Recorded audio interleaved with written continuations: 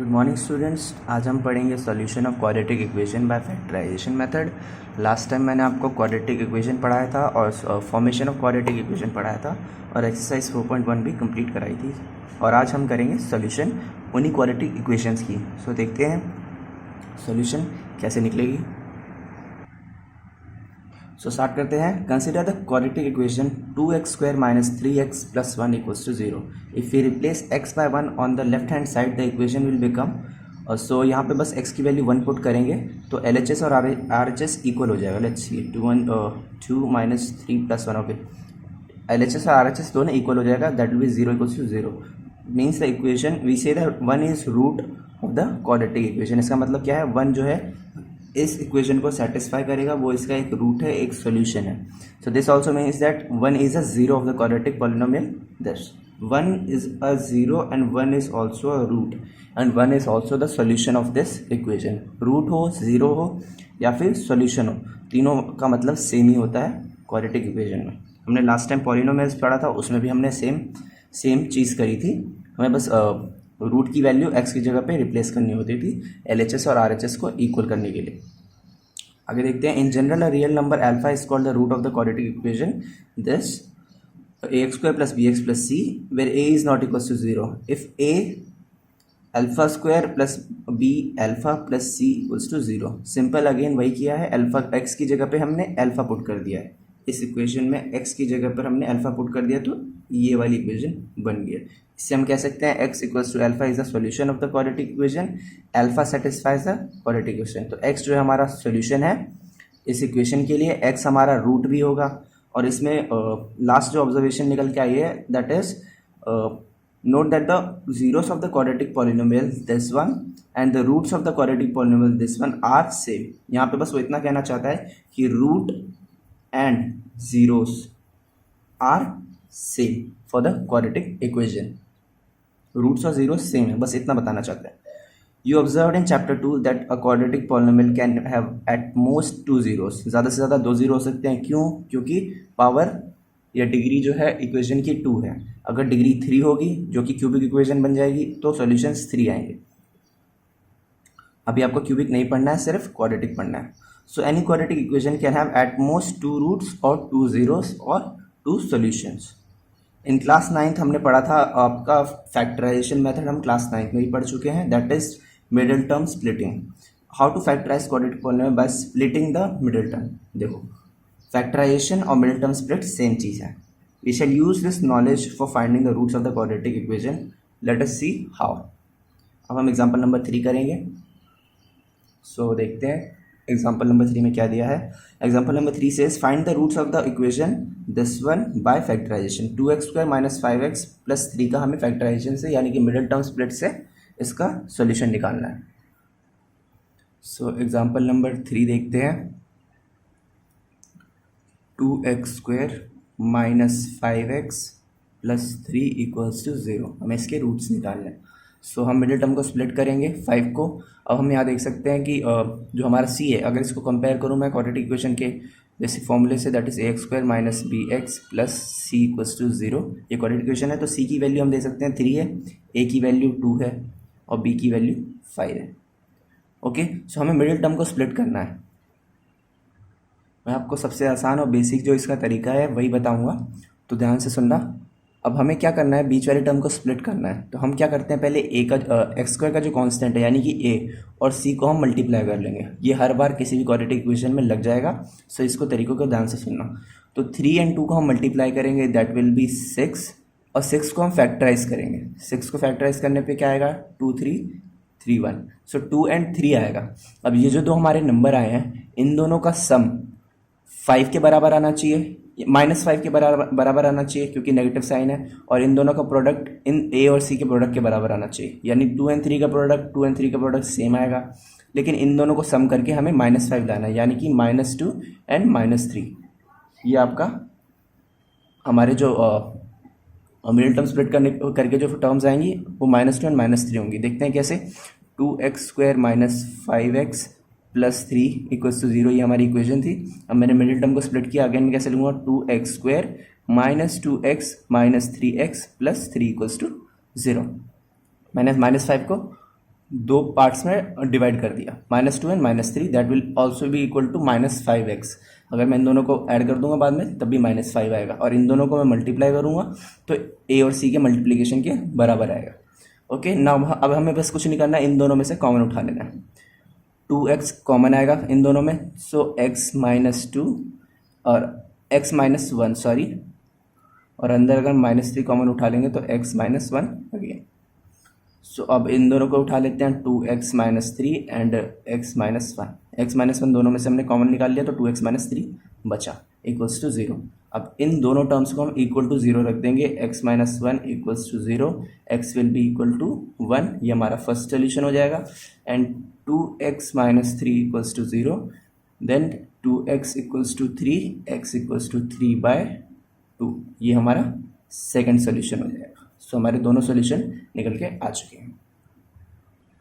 So these two will be our roots for the equation, these will be our zeros for the equation and solution for the equation। Okay, so तीनों के तीनों चीज़ same होती है, इसको ध्यान रखना। अब नेक्स्ट एग्जांपल है example number 4, find the roots of the quadratic equation 6x² - x - 2। अब ये भी बहुत आसान क्वेश्चन है, इसको देखते हैं। सो ये हमारी इक्वेशन, अब हमें सिंपल स्टेप बाय स्टेप हम चलेंगे। सो फर्स्ट स्टेप हमारा क्या है, 6 एंड 2 को a एंड c को मल्टीप्लाई करना, 6 2 12, दैट इज 12। अब 2 को हम फैक्टराइज करेंगे, 2 6 2 एंड 3 एंड 3 एंड 1।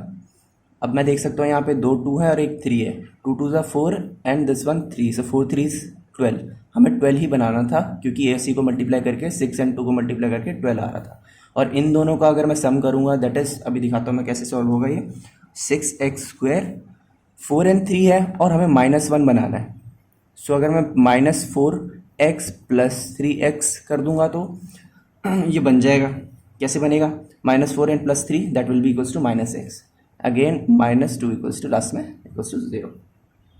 सो हमारा 4 3 का प्रोडक्ट 6 2 का प्रोडक्ट सेम हो गया, और इन 4 और 3 को ऐड करके -1x भी आ रहा है। सो ये करेक्ट इसका डिवीजन होगा दो पार्ट में। अगेन हम कॉमन उठाएंगे,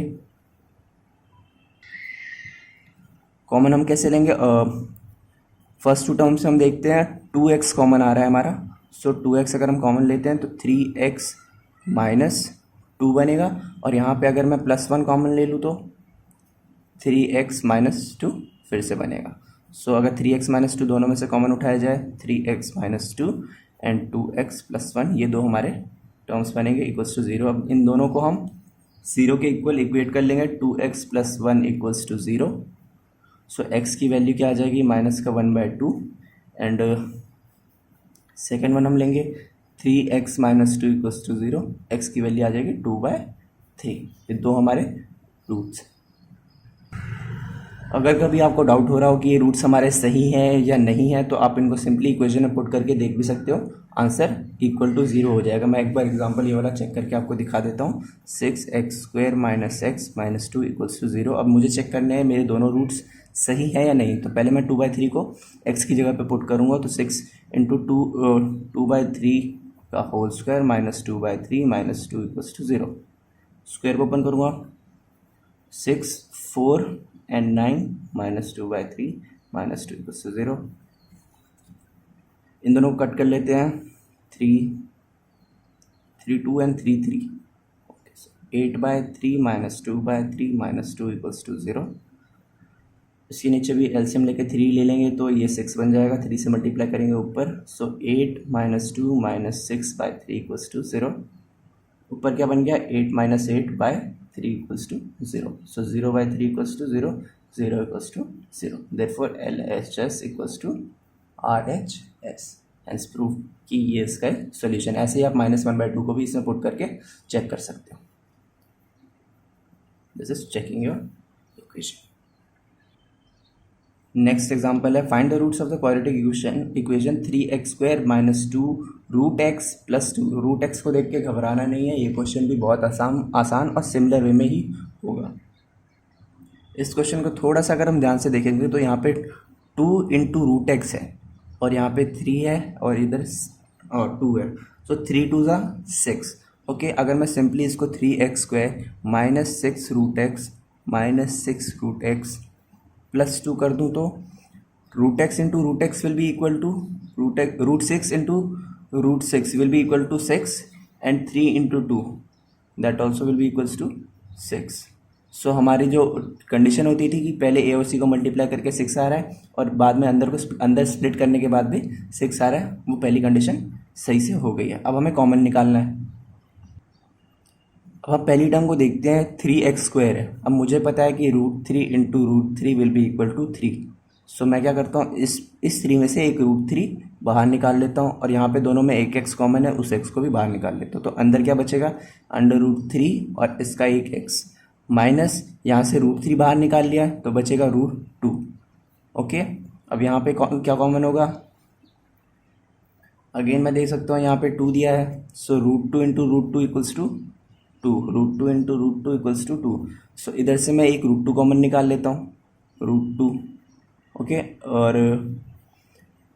और x तो कॉमन है नहीं, तो यहाँ से √3 बचेगा अंदर, प्लस का बचेगा एक √2 माइनस √2, माइनस माइनस बाद में प्लस हो जाएगा। ओके, और ये इसका x भी एज इट इज़ यहाँ पे आ जाएगा।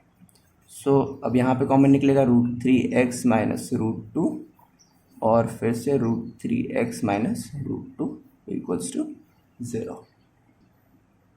अब हम दोनों को 0 के इक्वल इक्वेट कर देंगे, √3x minus √2 equals to 0, x will be equals to √2/√3 that will be equal to 2/3। दोनों रूट्स कट जाएंगे। सॉरी, रूट्स कट गए नहीं, रूट्स को दोनों के सेपरेट रूट्स को हम एक सिंगल रूट के अंदर डाल लेंगे। और अगेन हमारा दूसरा टर्म भी सेम है, सो हमारा दूसरा रूट भी √2/3 ही आएगा। सो ये दोनों इसके सॉल्यूशंस होंगे। Now coming to example number 6, find the dimension of the prayer hall discussed in section 4.1। 4.1 section में हमें जो प्रेयर हॉल ये वाला दिया हुआ था, इसकी जो इक्वेशन हमने बनाई थी that was 2x² plus x minus 300 0। इसके अब हमें सोल्यूशन निकालना है। याद है मैंने स्टार्टिंग में कहा था कि हमें अभी सॉल्यूशंस नहीं निकालने हैं, इनके सिर्फ इक्वेशन फॉर्म करनी है, आगे सॉल्यूशन निकालेंगे। तो अब हम इसके भी सॉल्यूशंस निकाल के चेक करेंगे। सो मैं इक्वेशन को लिख लेता हूँ। सो अगेन यहाँ पे मैं देख सकता हूँ x का जो कांस्टेंट है वो 1 है, यहाँ पर 2 और 300 है। So now 2 into 300 will be equals to 600। अब इसके मैं फैक्टर्स निकालूंगा तो बहुत ज़्यादा लंबा हो जाएगा। सो सिंपली मैं क्या करता हूँ, मैं 25 इंटू 25 चेक करता हूँ, दैट इज इक्वल्स टू 625।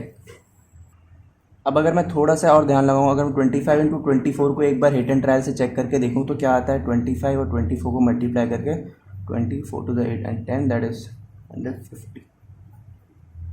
तो 600 आता है 25 और 24 को। अब हमें 600 ही लाना था, तो हमारे जो दो फैक्टर्स जिसमें ब्रेक होगा वो हमारा 25 और 24 ही होगा। कैसे होगा आप देख लो, 2x² plus 25x minus 24x। यहाँ पे एक को प्लस और एक को माइनस लिया है क्योंकि 25 माइनस 24 ही हमारा 1x आना चाहिए। इन दोनों का सम भी हमें 1x लाना था।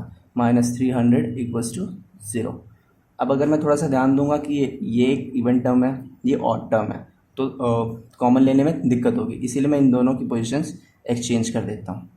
Okay, so 2x² minus 24x plus 25x minus 300 equals to 0। इससे कोई प्रॉब्लम नहीं होगी।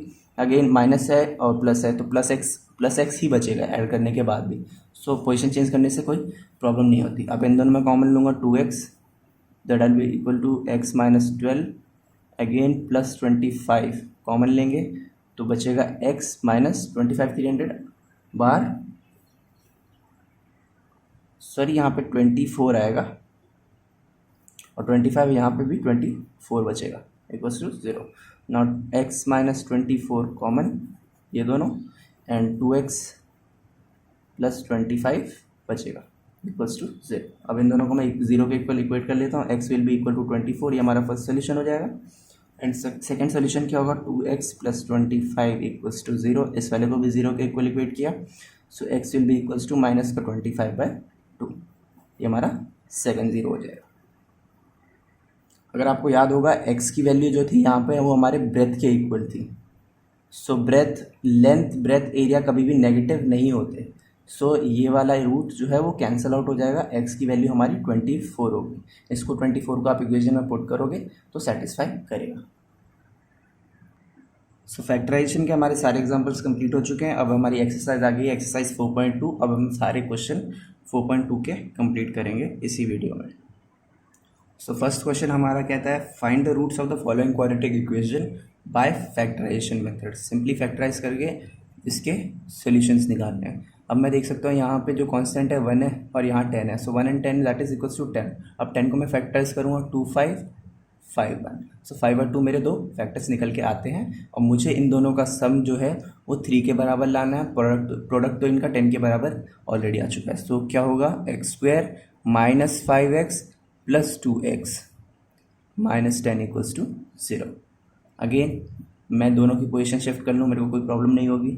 X square plus 2x minus 5x minus 10 equals to 0। X common लेंगे, x प्लस 2 माइनस 5 कॉमन लेंगे, x plus 2 equals to 0। So x minus 5 and x plus 2 ये दो हमारे terms आ जाएंगे दोनों। x की वैल्यू 5 हो जाएगी और x की value minus 2। Okay, easy question.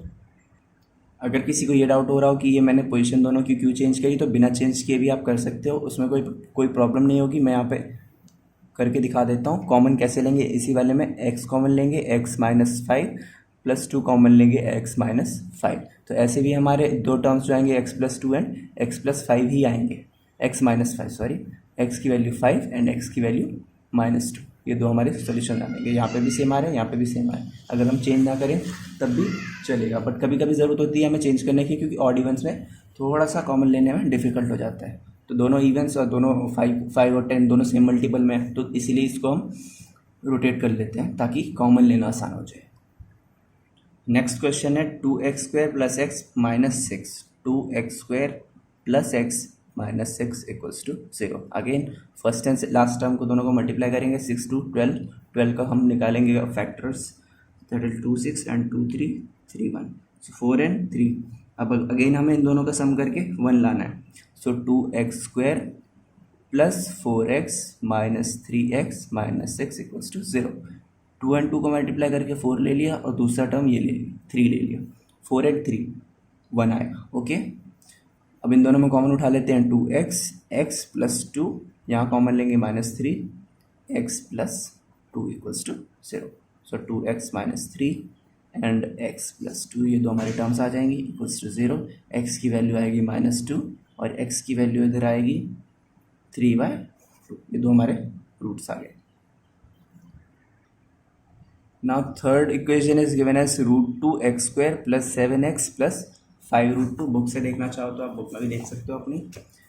√2x square plus 7x plus 5√2 ये हमारी थर्ड इक्वेशन है जिसे हमें सॉल्व करना है। अगेन रूट्स देख के बच्चों घबराना नहीं है, रूट्स वाले क्वेश्चन भी आसान होते हैं, बस आप तरीका जो बताया है वही वाला लगाएंगे। फर्स्ट एंड लास्ट टर्म को मल्टीप्लाई करेंगे। सो 5√2 एंड √2 को मल्टीप्लाई करूँगा तो 5 into 2 that will be equal to 10। 5√2 into √2। Okay, तो ये 5 into 2 बन जाएगा, that will be equal to 10। और 10 को फैक्टराइज करूँगा तो 2 5 एंड 5 1। सो 2 और 5 हमारे फैक्टर्स आ जाएंगे। हम इन दोनों का सम 7x लाना है। अगेन 5 + 2 7, बहुत आसान क्वेश्चन है। √2x square plus 5x plus 2x plus 5√2। अब कॉमन लेना है। अगेन मैं अब यहाँ पे देखता हूँ 2 and 2, 5 and 5 मैं रोटेट कर लेता हूँ। 2x square plus 2x plus 5x plus 5√2 equals to 0। इन दोनों में कॉमन लेना काफ़ी आसान हो जाएगा। √2x निकाल लेंगे तो यहाँ पे x बचेगा प्लस √2। ओके, यहाँ पे 5 कॉमन निकाल लेंगे तो x plus √2 equals to 0। So √2x plus 5 हमारा first term, x plus √2 second term equals to 0। अब x की वैल्यू आ जाएगी माइनस का √2 और यहाँ पे x की वैल्यू आ जाएगी माइनस का 5/√2। से दो हमारे रूट्स निकल जाएंगे। So the fourth question is 2x square minus x plus 1/8 equals to 0। Again थोड़ा सा हटके क्वेश्चन है, यहाँ पे फ्रैक्शन में दिया हुआ है। अब यहाँ पे हम थोड़ा सा दिमाग लगाएंगे, यहाँ चेंज क्या करना है, डिनोमिनेटर में हमें फ्रैक्शन वैल्यू नहीं चाहिए होती इक्वेशन में, इसलिए हम पूरी इक्वेशन को 8 से मल्टीप्लाई कर देंगे। तो हर टर्म को भी 8 से मल्टीप्लाई करेंगे। 8 से अगर मल्टीप्लाई करता हूँ 2x² - x प्लस 1/8 को equals to 0, so this will become 16x² - 8x plus 1 equals to 0। अब काफ़ी आसान हो गया है, 8 को ब्रेक करना है, 4 and 4 16x² - 4x - 4x plus 1 equals to 0। 4 into 4 16, 4 and 4 -8। Okay, अब इन दोनों को कॉमन उठा लेंगे। 4x कॉमन लिया तो 4x - 1 प्लस 1 कॉमन लिया 4x - 1,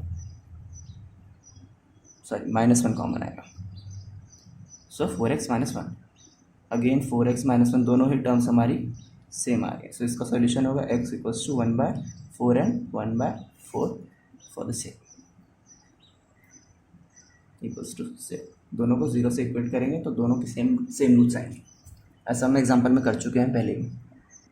now the last part, 100x² - 20x plus 1 equals to, again इसको हम 100 और 1 को मल्टीप्लाई करेंगे, 100 आएगा, उसके फैक्टर्स निकालेंगे, 250, 225, 5, 5, 5, 1। ओके, सो 20 हमें बनाना है, 5 and 2, 5 and 2, सो 5 2 10 इधर, 5 2 10 इधर, सो सिंपली ये ब्रेक हो जाएगा 10 and 10 में। अगर आप ध्यान से भी देखते पहले भी तो 10 and 10 20 और 10 into 10 100, डायरेक्ट वैसे भी निकाल सकते थे। So 100x² - 10x - 10x plus 1 equals to 0। 10x common लेंगे, 10x - 1 -1 कॉमन लेंगे, 10x - 1 equals to 0। So 10x - 1 equals to 0, ये फर्स्ट टर्म हो जाएगी। 10x - 1, सॉरी दोनों की दोनों टर्म सेम आ रही हैं हमारी, मल्टीप्लाई करके लास्ट में 10x - 1 इक्वल्स टू 0, x की वैल्यू आएगी 1/10। अगले दूसरे केस में भी x की वैल्यू 1/10 ही आएगी, सो सेम रूल्स। तो now the second question says solve the problem given in example number 1। Example number 1 खोलते हैं। एग्जाम्पल नंबर 1 ये हमने सॉल्व किए थे, इक्वेशंस बनाए थे हमने, जॉन एंड जीवंती वाला क्वेश्चन। ओके, सो इक्वेशन हमारी इसकी निकल के आई थी x² - 45x प्लस 324। अब हमें इसे सॉल्व करना है और इसकी वैल्यू निकालनी है, देखते हैं कितनी वैल्यू आती है। सो मैंने इक्वेशन को यहाँ लिख लिया है, x² - 45x plus 324। Again basic method, A और सी को मल्टीप्लाई करना है तो 324 आएगा। 324 के फैक्टर्स निकालेंगे, 2 1 6 and 2 281, 9 9 81। ओके, 9 2 89 2, सॉरी इसको फर्दर हम 3 से भी डिवाइड करेंगे। सो यहाँ वापस करते हैं, 324 2 162 2 81, 3 से करेंगे तो 27 39 3 and 3 1। ओके, सो हमारी फैक्टर्स आ गए 2 2 एंड 4 times 3। अब हमें इन सब को जोड़ के 54 निकालना है। ओके, सो अगर मैं इंटर ट्रायल से कोशिश करूँ, इन चारों टर्म्स को उठाऊँ एक साथ, 2 and 2 3 and 3, so 2 2 4 and 3 3 9, 4 9 36। So first term हमारी आ गई और 3 3 9, so 36 plus 9 will be equals to 45 और 36 into 9 324 भी आएगा। सो इसको आगे देखते हैं, आगे सॉल्यूशन कैसे बनेगा। x² - 45x plus 324 equals to 0, ये हमारी टर्म थी। अब 45 को मैंने ब्रेक किया है, x² - 36x - 9x plus 324 equals to 0। इन दोनों में x कॉमन लेंगे, x - 36, यहाँ पे 9 कॉमन लेंगे, x - 36 equals to 0। So first term हो जाएगी x - 9, second x - 36 equals to 0। So x की दो वैल्यूज हमारी साफ साफ सामने आ गई हैं, x equals to 9 and x equals to 36। So दो हमारे सोल्यूशंस हैं। और बच्चों क्वेश्चन में हमने जॉन की वैल्यू x ली थी, यानी जॉन के पास x नंबर ऑफ मार्बल्स थे। आपको क्वेश्चन में भी दिखा देता हूँ यहाँ पर, let the number of marbles with John be x, यानी जॉन के पास x नंबर ऑफ मार्बल्स थे और जीवंती के पास 45 - x। जॉन के पास x एंड जीवंती के पास 45 - x। सो मैंने दोनों को यहाँ नोट कर लिया। अगर जॉन के पास 9 होंगे फर्स्ट टर्म हम पुट करेंगे तो जीवंती के पास ऑटोमेटिकली 36 होंगे, और अगर जॉन के पास 36 हुए तो जीवंती के पास 9 होंगे। ये दो ही प्रोबेबिलिटीज़ होंगी। Okay, so question number second भी हमारा कंप्लीट हो चुका है। इसका सेकंड पार्ट भी हमें करना है। वेट, सो सेकंड पार्ट की जो इक्वेशन हमारी बनी थी वो थी x² minus 55x plus 750 equals to 0। इसे सॉल्व करके हमें x की वैल्यू निकालनी है। मैंने इक्वेशन को यहाँ लिखी है, इसको हम सॉल्व करेंगे। 750 के अगेंस्ट हमें फैक्टर निकालने पड़ेंगे फिर से। 2, 3, 7 एंड 5, 3, 1, 2 एंड 5, 5 से 25, 5, 5, 5 बन जाए। ओके, सो ये हमारे फैक्टर्स आ गए। अब इनका प्रोडक्ट इनका सम हमें 55 निकालना है। सो अगेन थोड़ा सा हिट एंड ट्रायल मेथड लगाएंगे। 5 5 is 25 and 25 into 3 that is, so ये इन तीनों को प्रोडक्ट करने से बहुत ज़्यादा बड़ा हो जा रहा है। तो हम फर्स्ट 3 टर्म्स को देखते हैं। 3 2 is 6 and 5, 5 6 is 30 and 5 5 is 25। So hit and trial से अगर हमें मिल गया 30 एंड 25, दो टर्म्स हमें इन दोनों का सम करेंगे तो 55 आएगा। सो इसको सोल्यूशन देखते हैं। x² minus 30x minus 25x plus 750 equals to 0।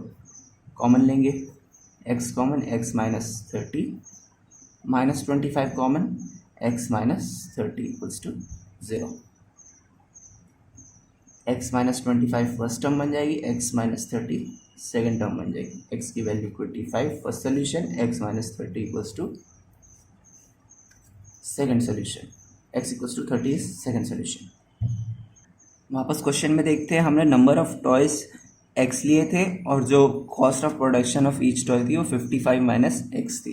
तो वापस सॉल्यूशन पे आते हैं एक बार। अगर x हमारी नंबर ऑफ टॉयज होगी, number of toys equals to x, वो जो कि 25 है। अगर x 25 होगी तो total cost for each toy will be 55 minus x। Cost of each toy 55 minus x, that is 55 minus 25। ये लास्ट वाला क्वेश्चन मैं आपको एक बार फिर से यहाँ पे एंडिंग पार्ट समझा देता हूँ। हमारे पास नंबर ऑफ टॉयज़ जो थी हमने एज्यूम करी थी वो थी x, और हमने कॉस्ट ऑफ ईच टॉय जो हमने एज्यूम किया था क्वेश्चन में गिवन था वो था 55 माइनस x। हमारे दो सॉल्यूशंस आ गए, x एंड x माइनस 30। अगर मैं x नंबर ऑफ टॉयज़ 25 लूँगा तो हमारा cost of each toy will be 55 minus x यानी 55 minus 25 that will be equal to 30। और अगर सेकंड केस को मैं उठाऊँ 30, नंबर ऑफ टॉयज़ अगर मैं 30 लूँगा तो मेरा कॉस्ट ऑफ ईच टॉय होगा 55 minus 30 that will be equals to 25। So vice and versa चलते हैं दोनों। अगर फर्स्ट टर्म को लोगे नंबर ऑफ टॉयज़ तो सेकंड टर्म हमारी कॉस्ट हो जाएगी, और इस वाले को नंबर ऑफ टॉयज़ लोगे तो 25 हमारा कॉस्ट हो जाएगा। Now coming to question number 3। Question number 3 क्या कहता है? Find two numbers whose sum is 27 and product is 182। सो हम इक्वेशन को लिख लेते हैं। इक्वेशन कैसे बनाएंगे? Find two numbers whose sum is 27 and product is 182। Question number 3, दो नंबर्स हैं जिनको ऐड करके 27 आता है। अगर मैं एक नंबर को x एज्यूम कर लूँ तो दूसरा नंबर मेरा ऑटोमेटिकली 27 माइनस x हो जाएगा। क्यों? क्योंकि अगर एक x एज्यूम कर रहा हूँ तो दूसरा वाला ऑटोमेटिकली 27 में से x हटाने के बाद जो बचेगा वही नंबर होगा। ओके, सो ये हमारे दोनों नंबर्स हमें मिल गए हैं और हमें कह रहा है कि इन दोनों का प्रोडक्ट जो है 182 है। अगर दोनों को मल्टीप्लाई करेंगे तो 182 आएगा। सो दोनों को मल्टीप्लाई कर लेते हैं। 27x minus x square equals to 182। Rearrange करेंगे इक्वेशन को, x square minus 27x plus 182 equals to 0। मैंने कुछ नहीं किया, बस दोनों लेफ्ट हैंड साइड वाले टर्म्स को राइट हैंड साइड पे लेकर गया। ओके, अब 182 का हमें फैक्टर्स निकालना है। 2 से करेंगे 291। 91 किसके टेबल में आता है? 13 7 जा 91 और 7 जा 7। सो हमें इन तीनों को ऐड करके 27 बनाना है। सो 7 2 जा 14, 14 एंड 13, ये दो हमारे टर्म्स हो गए। दोनों को ऐड करेंगे तो 27 बनेगा। तो यहाँ से आपको हमेशा हिट एंड ट्रायल लगा के सेकेंड वाली जो बीच वाली टर्म है उसके इक्वल बनाना होता है। सो हमारा सोल्यूशन आगे कैसे होगा? X square minus 14x minus 13x plus 182 equals to 0। इन दोनों का प्रोडक्ट भी 182 के बराबर होता है और इन दोनों का सम भी 27 के बराबर होता है, माइनस 27। ओके, सो अब कॉमन लेंगे दोनों टर्म्स में से, यहाँ पे x कॉमन लूँगा तो x माइनस 14 और यहाँ पे माइनस 13 कॉमन लेंगे तो x माइनस 14 इक्वल्स टू 0। यहाँ पे माइनस 13x और ये माइनस माइनस प्लस हो गए 182। सो हमें माइनस प्लस का भी अच्छे से ध्यान रखना होता है। x माइनस 13 अगली टर्म, x माइनस 14, ये दोनों टर्म्स हमारी आ गई, या तो x 13 होगा या तो x 14 होगा। ओके, सो ये हमारा सोल्यूशन था। अगर मैं x को 13 लूँगा तो दूसरा नंबर मेरा 14 होगा, और अगर मैं पहले नंबर को 14 लूँगा तो दूसरा नंबर मेरा 13 होगा। सिंपल सी। Now coming to the next question, question number 4. Find two consecutive positive integers whose sum of whose squares is 365. Question number 4 बहुत आसान क्वेश्चन है। कंसेक्यूटिव पॉजिटिव इंटीजर बोल रहा है। सो पॉजिटिव इंटीजर्स आपको पता होने चाहिए कि 0 के आगे वाले 1 2 3 4 टिल इन्फिनिटी, ये पॉजिटिव वाले सारे पॉजिटिव इंटीजर्स होते हैं, पॉजिटिव इंटीजर्स होते हैं। ओके, अब हमें कह रहा है कॉन्जिक्यूटिव है। कॉन्जिक्यूटिव है यानी कि अगर एक फल 1 है तो दूसरे वाला जस्ट उसके बाद वाला होगा। ओके, सो अगर मैं एक को x एज्यूम करूंगा तो दूसरा मेरा ऑटोमेटिकली x प्लस 1 होगा उससे जस्ट बाद में, यानी कि एक ज़्यादा। ओके, और हमें कह रहा है कि सम ऑफ स्क्वायर, इन दोनों के स्क्वायर का सम क्या है 365। सो हमारी इक्वेशन आ गई है। ओके, अब इसको ओपन कर लेंगे। X square plus a plus b का होल स्क्वायर फॉर्मूला लगाना ना भूलें। X square plus 1 plus 2x equals to 365। Okay, x square add करेंगे 2x स्क्वायर प्लस 2x और 365 लेफ्ट हैंड साइड आके माइनस 365 और यहाँ पे प्लस 1 भी है, सो माइनस 364 इक्वल्स टू 0। सब में से 2 कॉमन ले लेंगे। 2 कॉमन कैसे लेंगे, 2x square plus x minus 3 182 बन जाएगा इक्वल्स टू 0। ये 2 भाई साहब जब राइट हैंड साइड पे नीचे से जाएंगे, okay, so 0/2 that will be equals to 0, वो 0 ही हो जाएगा। Okay, x square plus x minus 182 बचेगा। ओके, अब 182 का हमें अगेन फैक्टराइज करना है, हमने पहले भी किया था।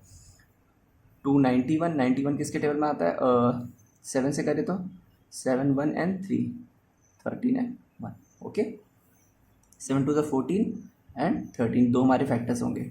अब इसको x square plus 14x minus 13x minus 182 equals to 0।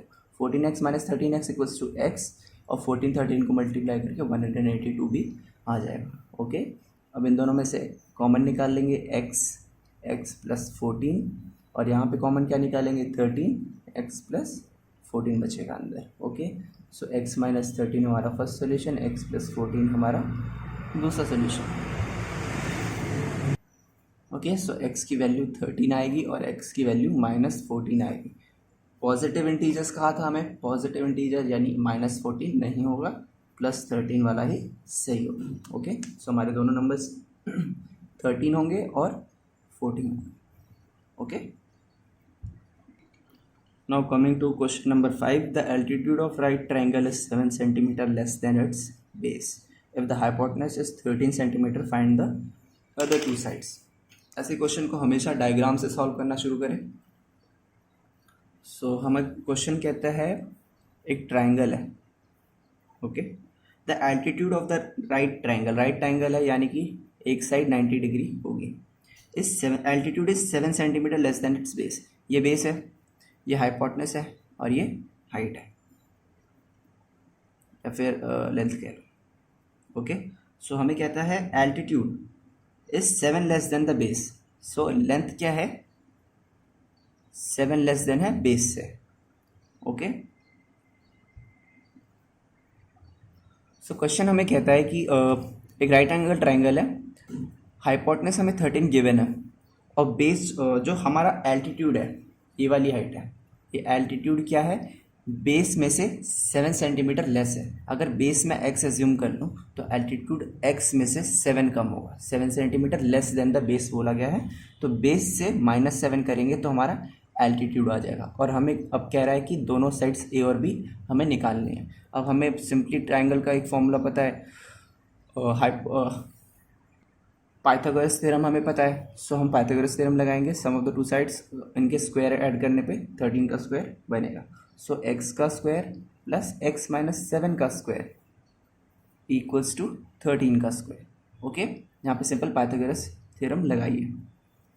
X square plus, open कर लेंगे ब्रैकेट्स को, x square plus 49 minus 14x equals to 169, 13 का स्क्वायर।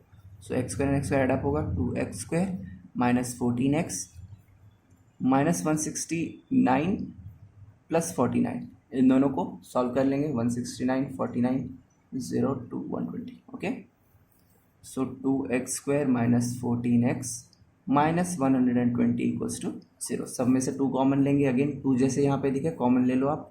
अगर 2 सब में कॉमन दिखता है तो हमेशा कॉमन को पिक करो। X square minus 7x minus 60 equals to 0। 2 side जाके 0 हो जाएगा। ओके, अब 60 को हमें फैक्टराइज करना होगा। 230 310 215 35 and 51। Okay okay, now in factors को हिट एंड ट्रायल से हम चेक करेंगे कि प्रोडक्ट 60 कैसे आता है और सम 7 कैसे आता है। So 2 to the 4th is 12 and 5, 12 5 का 60 होता है और 12 में से 5 सब्ट्रैक्ट करोगे तो 7 भी आता है। Okay, so x square minus 12x plus 5x minus 60 equals to 0। 12 and 7 minus 7 आएगा एंड 12 एंड 5 60 आएगा। ओके, सो कॉमन लेंगे, अब x कॉमन लेंगे, x माइनस 12 प्लस 5 कॉमन लेंगे, x minus 12 1 second equals to 0। So x equals to 12 और x equals to minus 5, ये दो हमारी सॉल्यूशंस आ जाएंगी। x इक्वल्स टू माइनस 5 नहीं होगा क्योंकि हाइट हो या लेंथ हो या ब्रेथ हो, एरिया हो, वेट हो, कभी भी नेगेटिव में नहीं होते। सो माइनस 5 देखते हैं, इसको आप क्रॉस कर दो, x की वैल्यू हमारी 12 आ जाएगी। और x हमारा क्या था, बेस था, बेस हमारा x था जो कि 12 आया है। सो हमारा एल्टीट्यूड क्या आएगा, एल्टीट्यूड था हमारा x माइनस 7 यानी 12 minus 7 that is equals to 5 और हमारी हाइट थी 30। सो तीनों हमारी ट्राइंगल की डायमेंशंस निकल चुके हैं, 13 12 and 5। Coming to the next question, question number 6। Question number 6 थोड़ा बड़ा है, ध्यान से पढ़ेंगे। A cottage industry produces a certain number of pottery articles in a day. Okay, cottage industry है, वो certain number of articles produce करती है। Suppose x number of articles produce करती है एक दिन में। It was observe on a particular day that the cost of production of each article was 3 more than the twice the number of articles produced on that day। x number of articles उस दिन produce हुए थे और जो cost of production था हर article का वो 3 मोर था then twice the produce items. जितने आइटम्स प्रोड्यूस हुए थे उसका ट्वाइस करने के बाद उसमें से 3 और ऐड करेंगे तो वो हमारा कॉस्ट बन रहा है। ओके, सो ये सिंपल क्वेश्चन है कि हमें कहता है नंबर ऑफ आर्टिकल्स प्रोड्यूस्ड वो है x on a particular day, किसी पर्टिकुलर डे पे। ओके, और कॉस्ट ऑफ प्रोडक्शन क्या होती है, 3 more than twice the number of items produce, 3 more than twice the number of items produce.